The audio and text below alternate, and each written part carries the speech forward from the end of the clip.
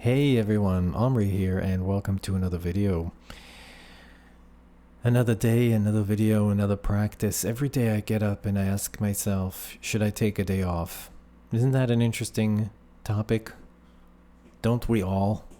I mean, remember the days, remember gyms, remember yoga studios, remember when you knew you had to, but you didn't feel like it? It kind of feels like it's even more exacerbated now. Oh, do you really need? Do you really don't? The short answer is yes, you do. You need it. But the real battle, for me at least, is to make sure that it happens even when I don't feel like it. Yep. It's not the easiest thing in the world. It's not simple.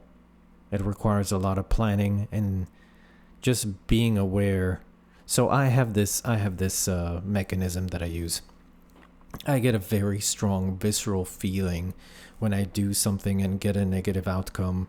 It's very, I feel it reverberates through my system, my brain, through my body. I can feel it.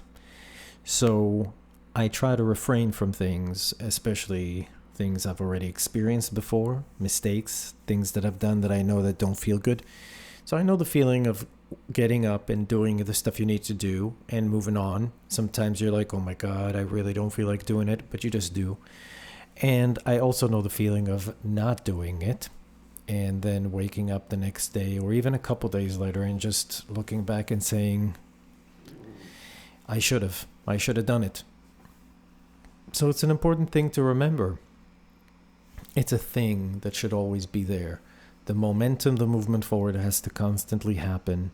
You can change, you can vary, you can become creative.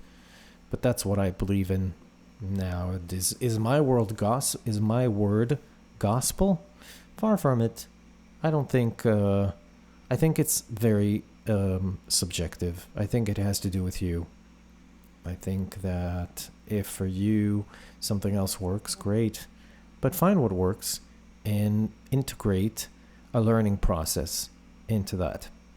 I don't know if I look at yoga anymore at this point as physical work. I think that's a given, it's physical work. But what I love about it so much is that it's an intense learning process, and you work with pliable material with your body. It's such an amazing thing to watch bodies change.